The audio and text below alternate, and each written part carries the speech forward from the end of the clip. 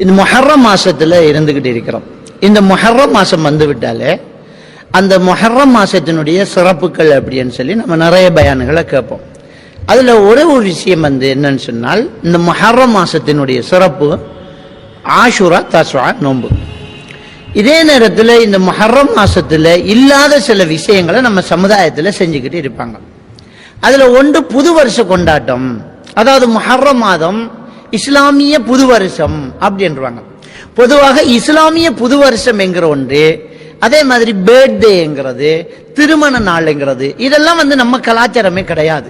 அந்நியர்களுடைய கலாச்சாரத்திலிருந்து copy பண்ணிப்பட்டது, copy அடிச்சு நம்ம சமுதாயத்தில் செஞ்சுக்கிட்டு இருக்கிறாங்க. ஆக இந்த புது வருஷ கொண்டாட்ட சஹாபாக்கள் கொண்டாடினாங்களான்னா கிடையாது. முஹர்ரம் மாசம் வந்து கண்ணியத்துக்குரிய 4 மாசத்துல ஒரு மாசம். 9வது அத்தியாயத்தினுடைய 36வது வசனத்தில் அல்லாஹ் தஆலா வானம் பூமி படைக்கப்பட்ட நாள் தொட்டு மாதங்களின் எண்ணிக்கை 12 அப்படின்னு சொல்றான். அந்த 12 மாசத்துல 4 மாதம் புனிதமானதுங்கிறான். அந்த புனிதமான மாசத்தை நபிகள் நாயகம் ஸல்லல்லாஹு அலைஹி வஸல்லம் சொல்றாங்க, தொடராக 3 வருது. துல் கஅதா, துல் ஹிஜ்ஜா, முஹர்ரம், இடையில ரஜபு வருதுங்கிறாங்க.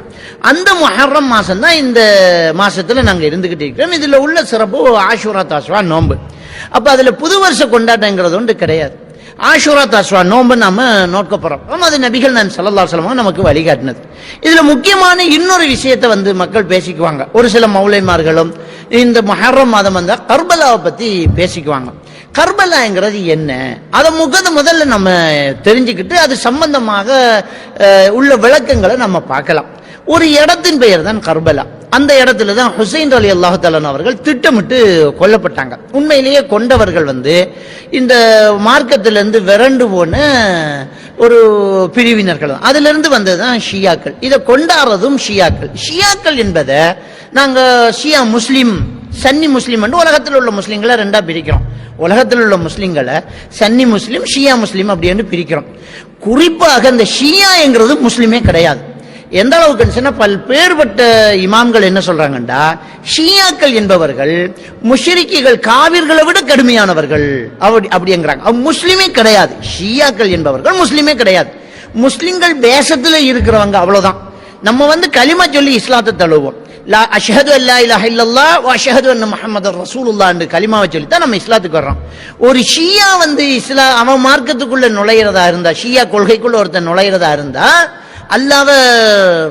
அல்லாஹ் என்று ஏத்துக்கிட்டு அலிய ரசூலுல்லாஹ் என்று ஏத்துக்கின்றோம். அடுத்தது வந்து திட்டணும். யாரை திட்டணும்? அல்லாஹ் பாதுகாக்கணும். சொல்லவே நாக்கூசுது.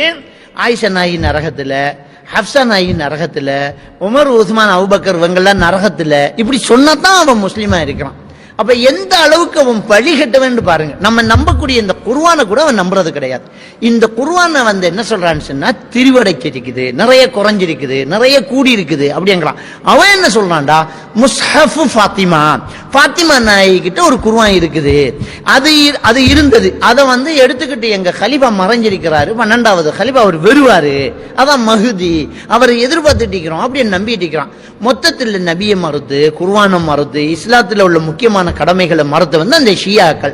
இந்த ஷியாக்கள் என்ன செய்யறாங்க? முதலை கண்ணீர் வைக்கிறாங்க. ஹுசைன் ரலியல்லாஹு அன்ஹு கொலை செஞ்சது துக்கம் அனுஷ்டிக்கிறாங்களாம். எப்படி துக்கம் அனுஷ்டிக்கிறாங்க? இந்த முஹர்ரம் புரை 10ல தான் ஹுசைன் ரலியல்லாஹு அன்ஹு கொல்லப்பட்டாங்களாம். அதனால அவங்க துக்கம் அனுஷ்டிக்கிறாங்க. எப்படி நீங்க பார்த்திருப்பீங்க, ஷியாக்கள்ங்கிறவங்க இன்னைக்கு ஹிந்துக்கள் தீ மிதிக்கிறாங்க இல்லையா, அதை விட ரொம்ப பயங்கரமா தீ மிதிக்கக்கூடியவங்க. நெருப்புல முசல்லா போட்டு தொழுவாங்க. அதெல்லாம் அவங்க அந்த கர்பலா கொண்டாடுறாங்களாம். அந்த முஹர்ரம் 10வது நாள் ஷியாக்கள் அதிகமா இருக்கக்கூடிய நாடுகளை இதெல்லாம் நடந்துகிட்டு இருக்கும்.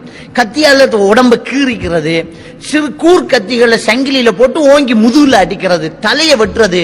ஏன் பச்சிளம் குழந்தைகள், சின்ன குழந்தைகளை எல்லாம் தலையை வெட்டி கொஞ்சம் ஓவரா ரத்தம் போய் செத்து போன சம்பவங்கள்லாம் நிறைய நடந்துகிட்டு இருக்கும். அப்ப இந்த முஹர்ரம் 10ல தன்னை கீறிக்கிட்டு நெஞ்ச பொழந்து ரத்தம் எடுத்து தலையை கொத்தி அழுகுறாங்களாம், அவன் துக்கம் அனுஷ்டிக்கிறாங்களாம். அப்ப இதை யாரு சொன்னது? இந்த துக்கம் அனுஷ்டிக்கிறது இப்படி யாரு சொன்னது? நபிகள் நாயகம் ஸல்லல்லாஹு அலைஹி வஸல்லம் அவங்க ஜாஹிலிய காலத்து குஃப்ரியத்தான செயல் என்று சொன்னாங்க. சட்டையை கிழிச்சுக்கிறது, ஒப்பாரி வைக்கிறது, கன்னத்தில் அடிக்கிறது, இதெல்லாம் ஜாஹிலிய காலத்து செயல், குஃப்ரியத்துடைய செயல்ங்கிறாங்க. உண்மையிலேயே அதை பாருங்க. ஒரு ஜனாசாவுல ஒருத்தன் ஒப்பாரி வைக்கிறான், சட்டையை கிழிச்சுக்கிறான், ஏத்துக்காம கன்னத்தில் அடிக்கிறான்னா அல்லாஹ்வை எதுக்குறான் அவன். அல்லாஹ்வுடைய கலாக்கதம் நம்பினா தானே நம்ம மூமின். 6 விஷயத்தை ஈமான் கொண்டா தான் நம்ம முஸ்லீம். அல்லாஹ்வை கொண்டு, மலக்குமார்களை கொண்டு, வேதங்களை கொண்டு, ரசூமார்களை கொண்டு, மறுமை நாளை கொண்டு, கலாக்கதரை கொண்டு. கலாக்கதரை ஈமான் கொண்டவன் யாராவது குடும்பத்துல மௌத்தானா கணத்துல அடிச்சுக்கோனா, அல்லாஹ் தந்தான் எடுத்தான் அவ்வளவுதான், பொருந்திக் கொள்ளணும், பொறுமை இருக்கணும். அது இல்லாம சட்டையை கிழிச்சுக்கிட்டு கன்னத்துல அடிச்சுக்கிட்டு ரத்தத்தை எடுத்துக்கிட்டு ஒப்பாரி வைக்கிறது மார்க்கமே இல்லையே. நபிகள் நாயகம் ஸல்லல்லாஹு அலைஹி வஸல்லம் அவர்கள் சொன்னார்கள், எந்த ஒரு மனிதனுக்கும் இன்னொரு மனிதனுடைய மரணத்துக்கு 3 நாளைக்கு மேல் துக்கம் அனுஷ்டிப்பது அனுமதி கிடையாதுன்னுட்டாங்க. கணவனுக்காக மனைவி 4 மாசம் 10 நாள் துக்கம் அனுஷ்டிப்பதை தவிர. அப்ப இன்னைக்கு ஹுசைன் ரலியல்லாஹு தஆலா மட்டுமா கொல்லப்பட்டாங்க? ஹம்ஸா ரலியல்லாஹு தஆலா அவர்கள் கொல்லப்படலையா? முஸஅப் இப்னு உமைர் ரலியல்லாஹு தஆலா அவர்கள் கொல்லப்படலையா? யாசிர் ரலியல்லாஹு தஆலா அவர்கள் 2ஆக கிழிக்கப்படலையா?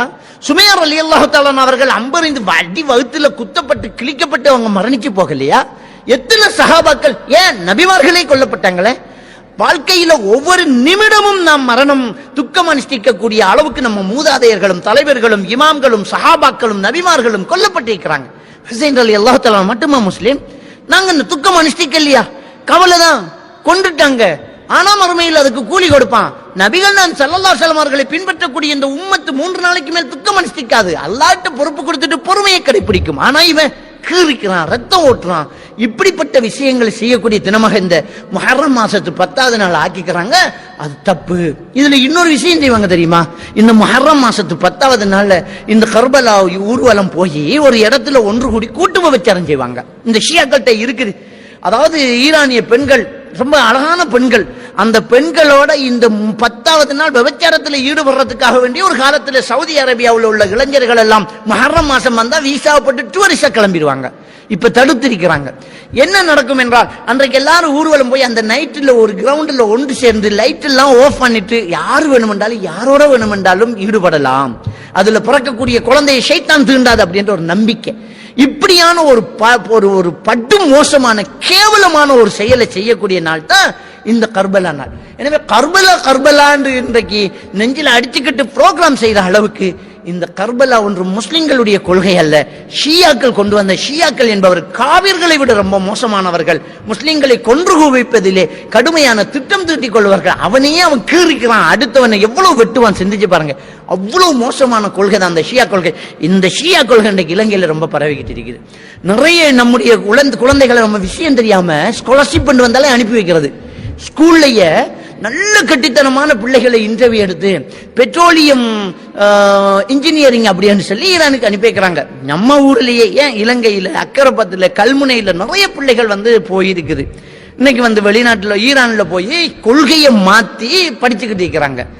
இன்னைக்கு ஸ்காலர்ஷிப் என்ற பேர்ல பேரண்ட்ஸ் எடுக்கிற சுற்றுலா என்ற பேர்ல இன்னைக்கு பிரபலியங்களாக இருக்கக்கூடிய லெக்சர்ஸ்மார், டாக்டர்ஸ்மார், கலாநிதிகள், இப்படிப்பட்டவங்களுக்கு என்ன செய்வாங்கன்னா, நாங்க இந்த வருஷம் 5 பேரை கூட்டிட்டு போறதுக்கு இருக்கணும் ஈரானுக்கு, அதுல உங்க பேரை செலக்ட் பண்ணிக்கிறோம், உங்களுக்கு எல்லாமே ஃப்ரீ, ஹோட்டல் செலவு, டிக்கெட்டிங் எல்லாமே ஃப்ரீ அப்படின்னு கூட்டிட்டு போய் ஷியாக்களுடைய நல்ல பக்கத்தை காட்டுவான். அவனுடைய முத்து அசிஸ்டங்கள் எல்லாம் இருக்குது, தற்காலிக விபச்சாரங்கள் எல்லாம் இருக்குது. அதெல்லாம் விட்டுட்டு நல்ல பக்கத்தை காட்டி அப்படியே அவங்களுக்கு அந்த மார்க்கத்தை கொடுத்து நிறைய பேர், நிறைய லோயர்ஸ்மார், ஜட்ஜஸ், இவங்கெல்லாம் இன்றைக்கு முஸ்லீம்களாக இருந்துகிட்டு ஷியாக்களாக மாறக்கூடிய சம்பவம் நடந்துகிட்டு இருக்குது. இலங்கையிலேயே அவங்களுக்கு பள்ளி இருக்குது. இப்படிப்பட்ட இந்த கொள்கைகள் பரவுது. இந்த கோவிட்-19 கொரோனாவால இப்ப 3 வருஷமா இவங்களுடைய சுற்றுலா நடக்கல, ஸ்காலர்ஷிப் நடக்கல, இல்லாட்டி அதெல்லாம் நடந்துகிட்டு இருக்குது. எனவே இவங்களை இனம் கண்டு கொள்ளணும். முஹர்ரம் என்பதனுடைய சிறப்பை தெரிஞ்சு கொள்ளணும். இதுல உள்ள பித்அத்துக்களை நாம் புரிந்து கொண்டு அதிலிருந்து விலகி நிற்கணும். எல்லாம் அல்லாஹ் சுப்ஹானஹு வ தஆலா நம் மனைவியை ஈமானோடு வாழ வைத்து ஈமானோடு மரணிக்க செய்வாங்க.